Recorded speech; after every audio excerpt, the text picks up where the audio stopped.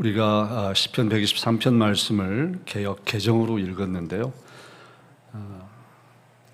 한글 개역 번역으로 제가 다시 한번 읽고 말씀을 시작하겠습니다.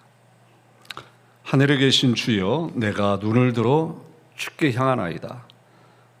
종의 눈이 그 상전의 손을 바람같이, 여종의 눈이 그 주모의 손을 바람같이 우리 눈이 여호와 우리 하나님을 바라며 우리를 긍휼히 여기시기를 기다리나이다.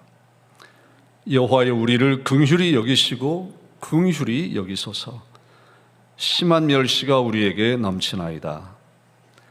평안한 자의 조소와 교만한 자의 멸시가 우리 심령에 넘치나이다. 아멘. 멸시, 얕보거나 하찮게 여겨서 무시함. 멸시, 얕보고 하찮게 여겨서 무시하는 것입니다. 현대적 전문 용어로 한다면 갑질이라고 할 수 있을까요? 조소, 비웃을 조, 웃음소, 비웃는 웃음입니다. 역시 현대적 전문 용어로 조롱. 여러분, 지금껏 살아오시면서 멸시, 조롱 받아보셨나요? 이유 없이 멸시와 조롱을 받으면 많이 억울하죠. 아마도 이 자리에 계신 여러분들 대부분 이민자들로서 이 땅에 사는 동안 경험해 보신 인종차별, 얼마나 억울하고 화가 납니까? 나라고 하는 존재를 얕보고 하찮게 여기고 무시하고 비웃는 웃음으로 조롱한다고 생각해 보십시오. 지구 끝이라도 쫓아가서 복수하고 싶고 받은 것 이상으로 되돌리고 싶고 막 그런 욕구가 막 깊은 데서부터 솟아나지 않겠습니까? 성경에 보면 그렇게 멸시와 조소를 심하게 받은 분이 있지요. 바로 예수님이십니다. 하나님의 본체이신 예수님께서 아무 죄도 없이 멸시와 조롱을 받으셨습니다. 그는 멸시를 받아 사람들에게 버림받았으며 간고를 많이 겪었으며 질고를 아는 자라. 그가 찔림은 우리의 허물 때문이요 그가 상함은 우리의 죄악 때문이라. 예수님 우리 때문에 심한 멸시, 조소를 당하셨습니다.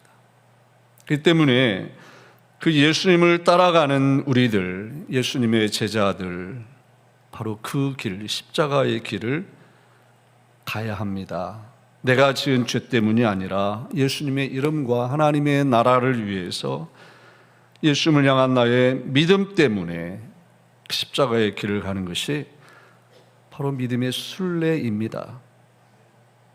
그런 우리들에게 오늘 본문 말씀은 우리가 예수님 때문에 멸시와 조롱을 받을 때 그 믿음의 순례길을 가다가 받는 멸시와 조롱 속에서 어떻게 다시 일어나 순례길을 갈 수 있는지를 가르쳐 줍니다. 도전합니다. 간절히 바라기는 오늘 말씀이 여러분 한 분 한 분에게 주시는 생명의 말씀, 축복의 메시지가 되기를 간절히 바랍니다. 먼저 우리는 조롱과 멸시, 예수님 때문에 겪는 많은 어려움 가운데 눈을 여호와 우리 하나님께 향하여 들어야 합니다. 심한 멸시와 조소가 심령에 넘친다고 오늘 본문의 기자는 그렇게 탄식했는데, 근데 그 순례자가 이 노래를 하늘에 계신 주여, 내가 눈을 들어 주께 향합니다 라고 고백하며 이 노래를 시작합니다. 우리가 잘 아는데 그 앞에 보면 넘어짐과 상함과 역경 중에 산을 향하여 눈을 들고 나의 도움이 어디서 올까? 탄식하던 순례자.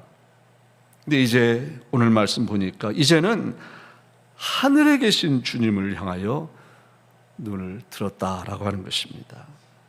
거짓 우상에게로 향했던 그 눈이 이제는 하늘에 계신 여호와 하나님께 향하여 드는 그 모습 속에서 이 믿음의 순례길 가운데 반드시 우리 가운데 일어나야 할 것, 즉 신앙 성숙으로의 변화를 생각하게 해줍니다. 사랑하는 주합 성도 여러분, 믿음의 순례는 제자리에서 뱅뱅 도는 것이 아닙니다. 목적지를 향하여 끊임없이 부단히 걸어가는 것입니다. 순례길을 시작한 지가 얼마나 오래되었는가 중요하지 않습니다.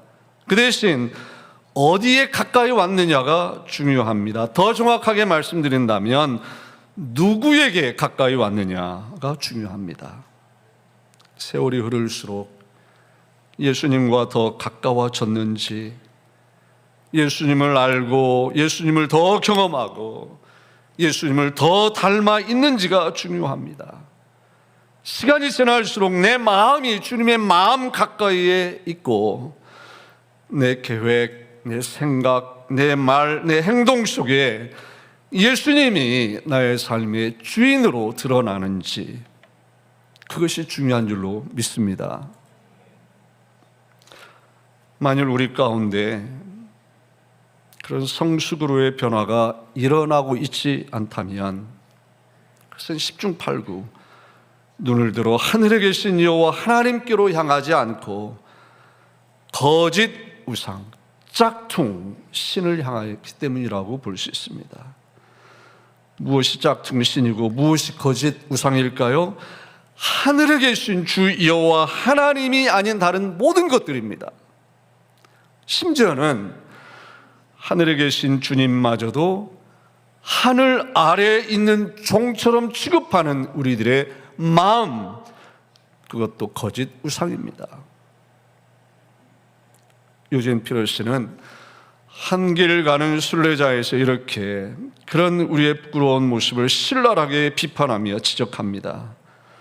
하나님은 우리가 피곤할 때마다 불러서 일을 시킬 수 있는 심부름꾼이 아니시다.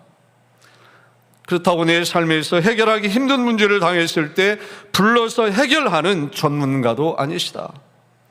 내 편할 때 내 기분 전환을 위해 불러낼 수 있는 친구쯤으로 하나님을 생각해서는 안 된다. 여러분, 우리 하나님은 하늘에 계신 만군의 주, 만왕의 왕, 창조주, 전능하신 하나님이십니다. 솔로몬은 하늘에 계신 하나님 앞에서 우리들이 가져야 할 바른 믿음의 자세에 대해서 이렇게 말했습니다. 너는 하나님의 지름에 들어갈 때 너의 발을 삼갈지어다.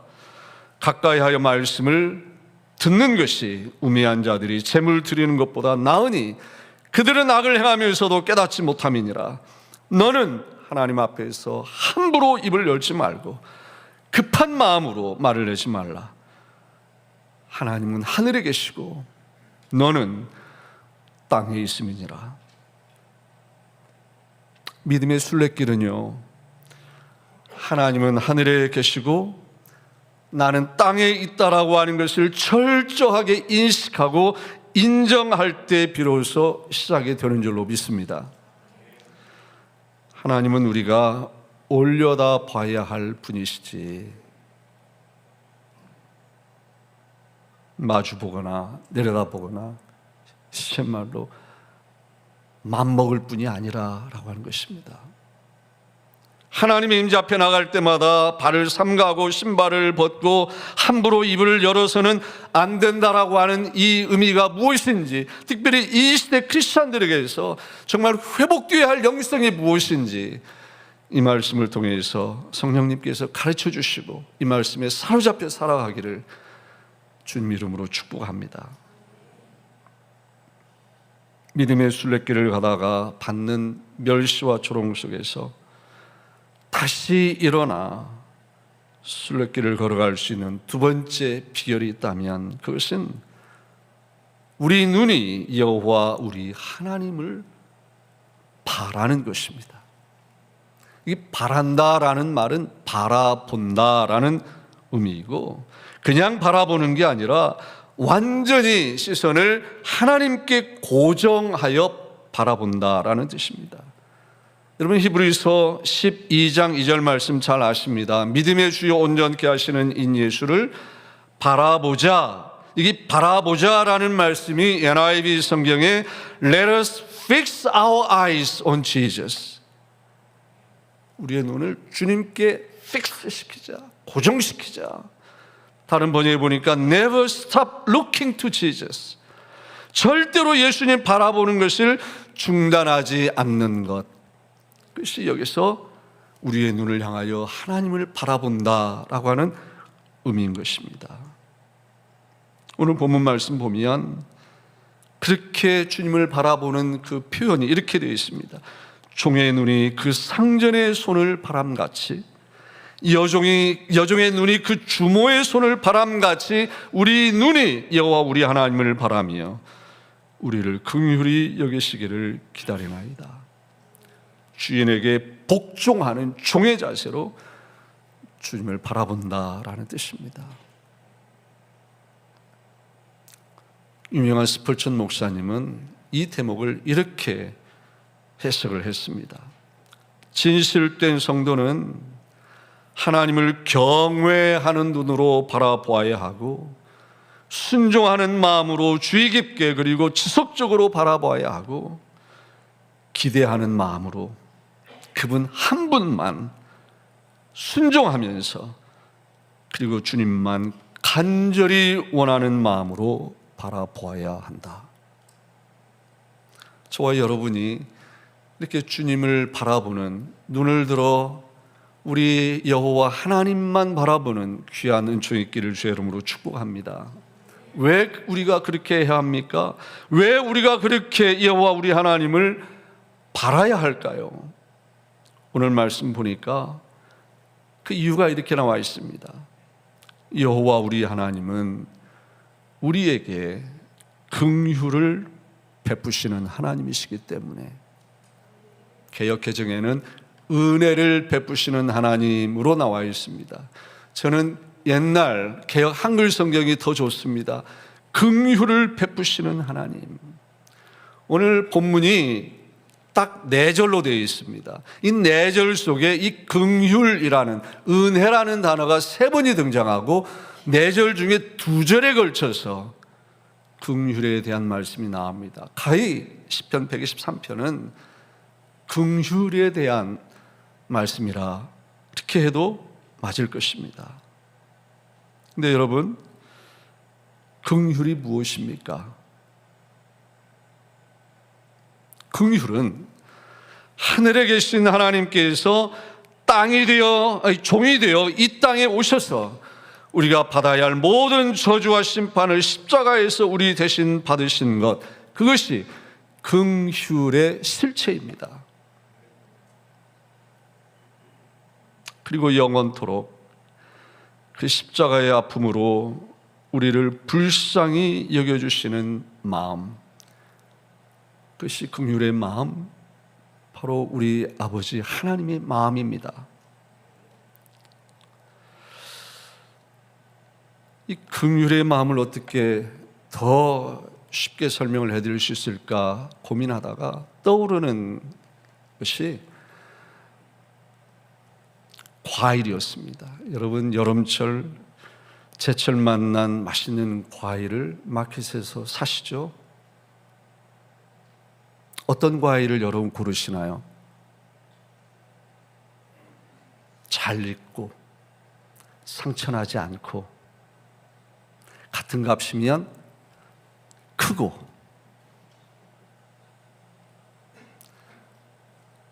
소위 말해서 보암직도 하고 먹음직도 하고 탐스러운 과일을 여러분 택하시죠?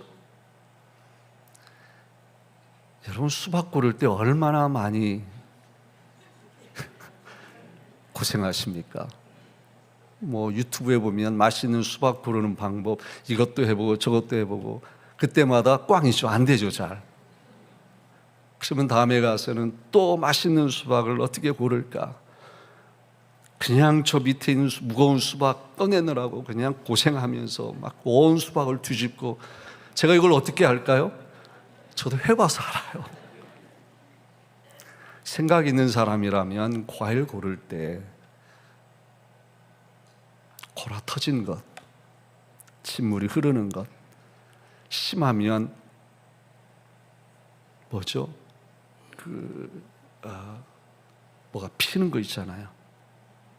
곰팡이 핀 것. 그걸 고를 사람이 세상에 어디 있겠습니까? 그걸 골라서 버리는 상점 주인이 아닌 이상, 내 돈 내고 내 돈 내고 산다, 뭐 그런 재밌는 말이 있더군요. 내 돈 내고 사는 사람치고 그런 과일을 골라다 사 먹는 사람 없을 겁니다. 아버지의 마음, 긍휼의 마음이 어떤 마음이에요? 그런 과일만 사가는 거예요. 버리려고? 아니요. 아버지의 사랑으로, 아버지의 능력으로 다시 잘 씻고 다시 잘 회복시키고, 모든 사람들이 포기한 나를 하나님께서 놀라운 하나님의 도구로 사용하시려고 우리를 향하여 주신 그 마음, 그게 우리 아버지의 마음, 아버지의 긍휼의 마음이에요. 그 마음으로 저와 여러분이 이 자리에 있는 겁니다.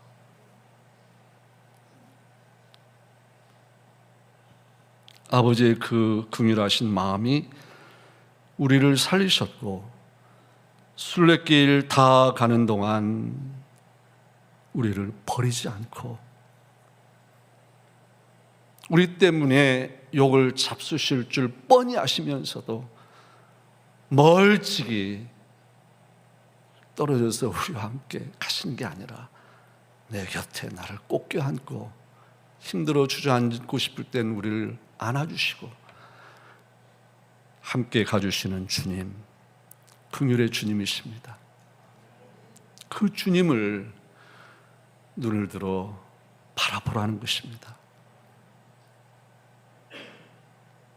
자기 사랑 노트라고 하는 제목의 저자인 오재은 교수의 간증을 소개해 드리려고 합니다. 좀 깁니다. 하지만 어떤 설교보다도 아버지의 긍휼의 마음을 잘 설명해 준 글이다 생각이 되어서 길지만 여러분을 소개하려고 합니다. 이분이 캐나다에서 유학 생활할 때 힘든 시절이 있었습니다. 자살 충동에 시달릴 만큼 힘들게 유학 생활을 했습니다. 경험해 보신 분들도 아마 계실 거예요. 먹고 싶은 것도 없고, 아무것도 하고 싶지도 않고, 아무도 보고 싶지 않은 때 그 시절이 있었다고 합니다. 그렇게 몇 달을 지냈는데 어느 날 아침 침대에서 일어나는데 뭔가 이상하더래요. 보니까 젊디 젊은 나이에 이가 옥수수 떨어지듯이, 그 표현이 맞는 문제고, 이가 두둑두둑 떨어지더래요. 빠지더래요. 놀라서 의사를 찾아가 보니까 신경성 스트레스라는 병명이 나왔습니다. 그날 집으로 돌아오면서 술 몇 병을 사들고 왔습니다. 비몽사몽간에 이런 넋두리를 합니다. 어차피 끝난 거야. 이봐요, 하나님, 두 눈 똑바로 뜨고 잘 보세요. 당신 앞에서 인생을 아주 비참하게 끝내줄 테니까. 이게 당신이 원하는 게 아니었습니까? 아주 비참하게 죽어가는 꼴을 보시라고요. 이번엔 절대로 나를 막지 못할 겁니다. 그러면 그날부터 술을 마시기 시작합니다. 그렇게 사나흘이 지났습니다. 그 나흘이 지난 그 다음, 그때 일어난 일을 이렇게 적었습니다. 칠흑 같은 어둠이었다. 나는 까무룩 정신을 잃고 잠에 빠져 있었다. 아무것도 분간이 되지 않는 어둠 속 어디선가 나를 깨우는 소리가 들렸다. 저 멀리 의식 저편에서 들리는 듯한 소리였다. 소리는 점점 가깝게 들렸다. 한참 귀 기울여 듣다 보니 그 소리는 슬픔에 가득 차 있는, 그 누구도 멈추게 할 수 없을 것 같은 통곡의 울음소리였다. 도대체 누가 오는 걸까? 통곡 소리가 엄청나게 크고 기이하긴 했지만 무섭다는 느낌은 들지 않았다. 어쩐지 고향에 계신 아버지가 울고 계신 게 아닌가 하는 생각이 들었다. 아버지세요? 나는 허공에 대고 물었다. 아버지 왜 울어요? 뭐 서러울 게 있다고 그렇게 우세요? 나는 허공에 대고 묻고는 한참 동안 반응을 기다렸다.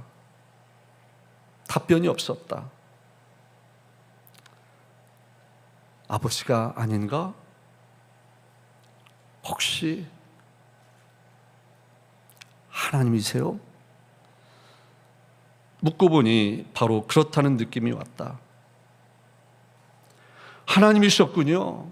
그런데 왜 우시는 거예요, 하나님이? 나 때문에요? 에이, 이제 와서 우시는데 무슨 소용이 있어요? 울지 마세요. 통곡 소리가 멎은 지 한참 뒤에 이런 대답이 조용히 들렸다. 내가 너를 얼마나 사랑하는데, 그런 네가 너 스스로를 학대하고 저주하니 내가 슬퍼서 견딜 수가 없다. 슬프고 부드러운 음성이었다. 그러나 나는 코웃음을 치며 대꾸했다. 참네. 그럼 내가 이렇게 되지 않도록 도와주셨어야죠. 이 지경이 될 때까지 신경도 안 쓰다가 이제 와서 무슨 소리예요? 내 멱살 잡은 놈 손목을 비틀어 버리든지 마누라가 떠나기 전에 무슨 수를 냈어야죠. 이빨도 다 뽑히게 해놓고 이제 다 필요 없어요. 난 살고 싶은 생각 하나도 없다고요. 내 인생 셔터문 내렸어요. 다 끝났다고요.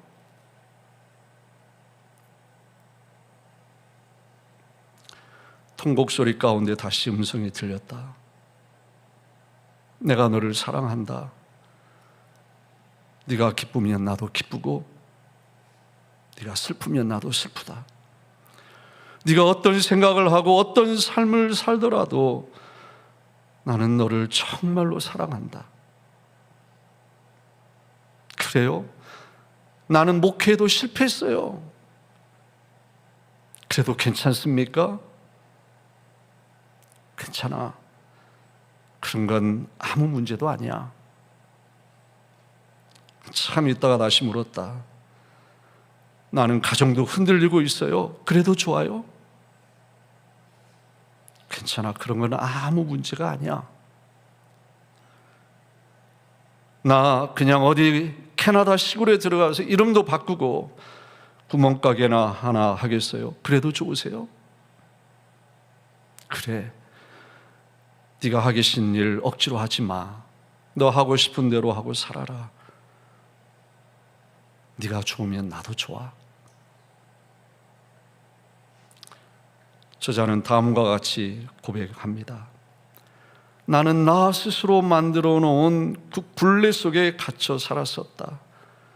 금욕해야 하고 절제해야 하고 엄숙해야 하고 정직해야 하고 친절해야 하고 그래야만 하나님이 너 괜찮네? 하실 거라고 생각해 왔다. 그런데 이게 웬일인가? 죽음의 문턱에 이르러 하나님은 나에게 네가 하고 싶은 대로 하고 사는 것, 그게 내가 원하는 거야 라고 말하고 있는 게 아닌가. 그리고 저자는 다음과 같이 글을 마칩니다. 바로 며칠 전만 하더라도 자살을 꿈꾸었던 온타리오 호숫가에 서서 나는 찬란한 햇볕을 쬐며 감격해하고 있었다. 길고 어두운 터널을 지나온 심정이었다. 나는 괜찮아. 내 잘못이 아니야. 그렇게 미친 사람처럼 중얼거리며 마음껏 햇살을 누렸다.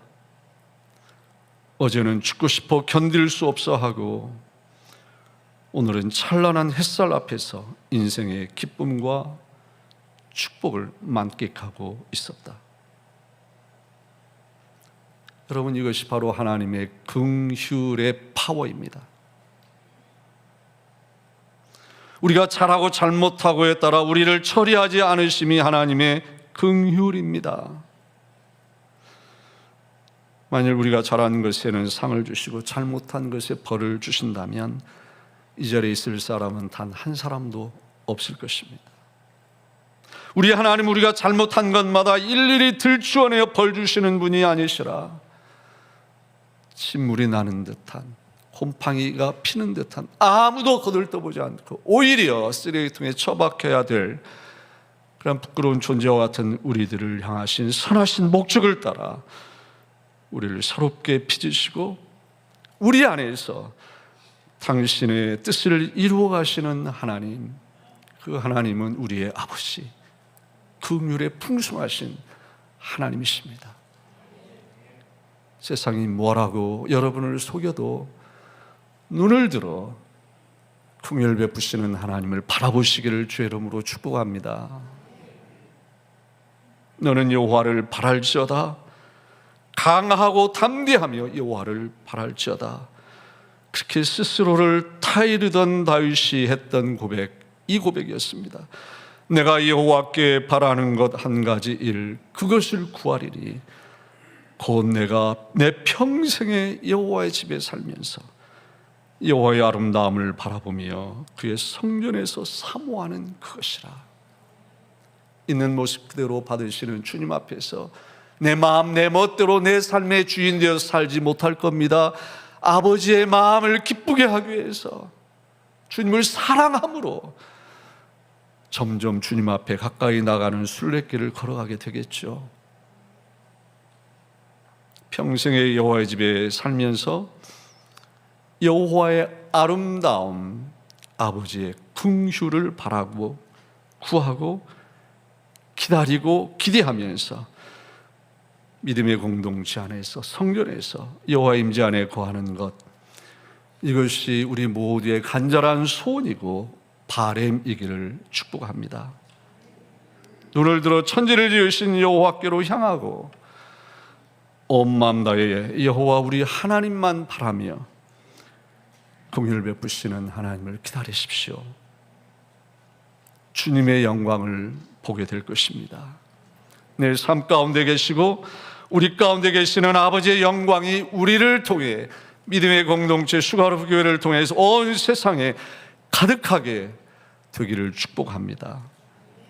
죽으시고 부활하시고 다시 오실 예수 그리스도만을 섬기는 순례자, 다시 일어나 순례길을 떠나는 저와 여러분 모두가 되기를 주의 이름으로 축복합니다.